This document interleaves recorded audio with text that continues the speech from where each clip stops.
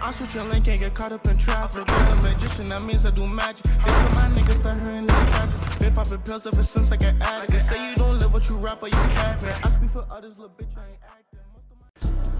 What is up, YouTube? It is showtime and I am back with another video, and in today's video I'm going to be showing you guys how to set the best big body screens in NBA 2K22. Now, there are a lot of you guys struggling with setting screens. If you are a center, it is mandatory that you guys know how to set screens.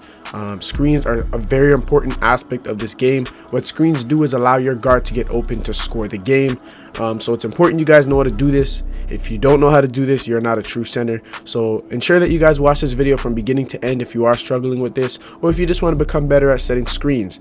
If you're new to the channel, I want to ask that all of you guys please do like, comment, and subscribe. If you are not and you've been subscribed, I really do appreciate all of you guys. Also, get in touch with my socials. I'll leave them in the description down below, links to them. Follow my Twitter, follow my Instagram, all that good stuff. And without further ado, we'll get straight into today's video on how you guys can start setting much better screens, or the best screens in NBA 2K22. So before we get started on how to actually set good screens, I think it's very important that a lot of you guys get a better understanding and a true meaning of what a screen is. I think it's important that you guys know what you're doing.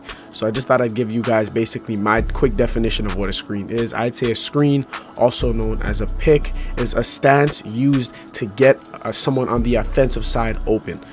So for example, I'll say there's a guard, he's dribbling the ball, I'm a center or whatever I am, I'm going to go ahead and send him a pick or a screen. What the screen should do is allow that offender to score. The reason why it's going to allow him to score is because I'm setting a pick which should hit the defender. So whoever is defending the person I'm setting the screen for, it's basically going to make it harder for them, and it's going to make it much easier for the person trying to score on the defenders. Now, a very important tip before any of you guys even start setting screens, please make sure you guys have on the brick wall badge. It's just common sense. I see way too many goofy comments. I'm sorry, I'm calling you boys out, of a lot of you guys complaining about screens and your brick wall is not even on. Some of them completely forget. If you have it on bronze, I just want to explain the level of brick wall. You guys can pretty much use it on any level. It's all about positioning. It's not about the badge. Have it on, obviously, but it's more about positioning more than anything. So if you guys want to use it on bronze, silver, gold, Hall of Fame, it is completely up to you. I recommend using it on Hall of Fame. If you're trying to save badge points or you're already a heavy center build, use it on bronze. So basically, just make sure you guys have the brick wall badge on. That will allow you guys to obviously set better screens. Make sure you guys have it on. So now that we've kind of gotten that out the way, I'm going to basically show you guys an on-screen demo or tutorial, so pay attention to the video. Basically, when you're setting a screen, guys, the screen button obviously in this game is circle. You guys want to hold on to circle, and what this is going to allow you guys to do is set a pick or a screen.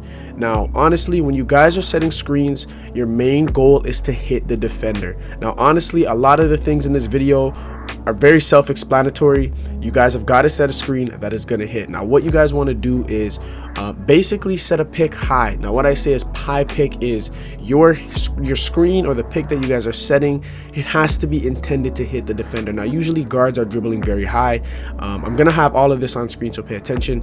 Usually guards are going to be dribbling, trying to get open, and they're going to be very high. I mean, when I say high, they're going to be like behind the perimeter, behind the three-point line dribbling.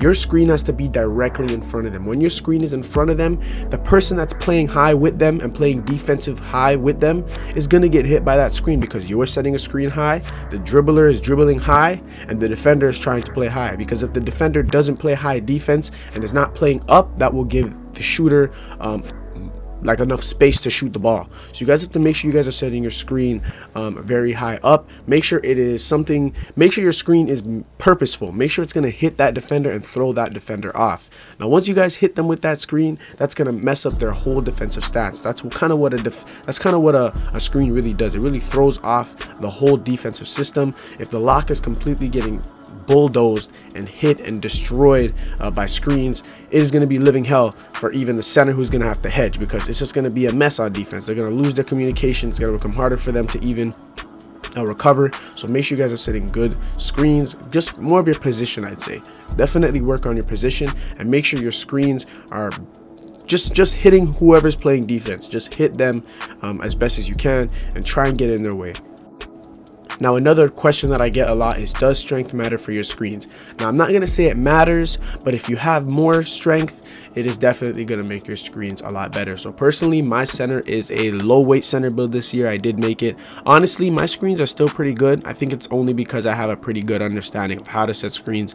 So it's very good. You guys can set good screens on any build. Don't trip on the build unless you're a guard, obviously. Any big man build out there, whether you're 190 pounds or you made the 274 pound or 240, you guys can set good screens. Now say I make a center build that is like 7'3" max weight, it is going to be way easier for me to set screens. Now the obvious cons of doing that is my speed will be lower because I'm so big. So you guys have got to find the right build that is going to allow you guys to do what you want. So honestly, all these center builds out here, all these big men builds out here can set good screens. There's obviously more pros to having more weight because it allows you guys to set better screens. So do keep that in mind when you guys are setting screens. Go ahead, look at your strength. You guys can check your strength stat in the progression, see what it's at, and basically just get an understanding of what it takes to actually set good screens. So make sure you guys evaluate your strength if you guys really want to. You don't need a whole lot of strength to set good screens. It's all about positioning when it comes to screens.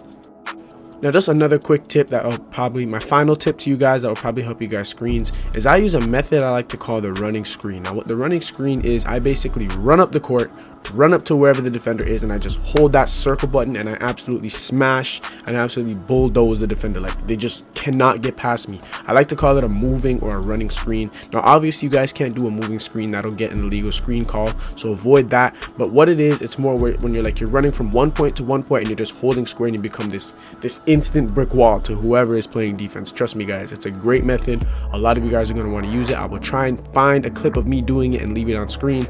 It's very self-explanatory. Once again, you guys gotta run up, hold the circle button, set that hard body screen, and make life a lot harder for whoever is defending the ball. Now one more, this is my last and final tip I want to say, is a very important aspect about screens is you guys have to know how to set an outside screen. So I'm going to say, I don't want to say a high and a low screen or inside and an outside screen. So I already did show you guys earlier in the video how to set the high screen. Now I'm going to show you guys how to quickly just kind of set a lower screen. Now I know it probably almost doesn't make sense, but I'll explain. Basically when someone is getting double teamed, like this is going to happen to you guys a lot, whether you're in the park, the stage. Double team is OP this year because they took out takeover booster and showtime, meaning you guys really have to earn your takeover meter and your baskets. So double team has become very popular among the 2K community this year as a defensive stance for these really good teams. Just trust me guys, you guys are going to face a lot of double team. You guys probably already have. Centers, you guys have to know how to set an outside screen. So usually in a double team situation, you guys know, hey guard, if someone's getting doubled, one person's open. But sometimes you guys are in a situation, a dire, a desperate moment where you guys absolutely need a three. Like say the score, for example, is 18-19. 19, 20, 21. You are 18. Your team's 18. They're 19. You're going to need that three and say they're absolutely doubling. You guys don't want to take a two. You guys want to ice the game. You guys want to finish the game, get the game over with, ice the game, win the game. If you guys get a two, you guys are not going to win the game, and then they have a chance to get a three. So in a situation like this, your center has to set an outside screen. You guys have to set a screen kind of outside of the play, I'd like to say, or kind of more back, that's going to hit someone and allow him to get in a 1v1 situation all over again. I'm going to try and leave a clip like this down in the video. I'm going to try and leave an on-screen demo of me setting an outside screen. So once again, basically your guard is getting doubled. He needs to get open. He needs to make a three, and the two is not an option right now. You basically want to set a lower screen. I'd say the screen would more be a little bit under the 3-point line, maybe a little bit over, just a tiny bit over the 3-point line. You're setting a screen outside, not in, you know, and you're gonna basically hit anyone. You just want to hit anyone with that screen. If you hit one of the defenders that are double teaming, it's gonna give the guard a lot more space than you had before when he's getting double teamed. So set that outside screen, allow your guard to be able to get that wide open shot. It's important you guys know how to set outside screens in dire situations, guys. You guys are gonna really hope you guys have a center that knows how to set an outside screen and allow your guard to hit that shot for the money for the game. So that is basically all for today's video, guys. I hope you guys did enjoy this video. I hope you guys did get a better understanding of how to set screens. That's more of what it is for me. Honestly, it is completely up to you guys to set better screens. All I can do is give you guys tips, and then it's completely up to you guys on what you guys do with the tips. But I hope you guys just more than anything got a better understanding, because I feel like once you really understand something, you guys will automatically just start doing it better. So if you guys have any questions in the comment section down below, I'll be answering all of them. I hope you guys did enjoy the video. I hope it was useful for you guys. I hope you guys actually are setting better screens after watching my video. Once again, please do like, comment, and subscribe. I really do appreciate it, and I will see you guys in the next one.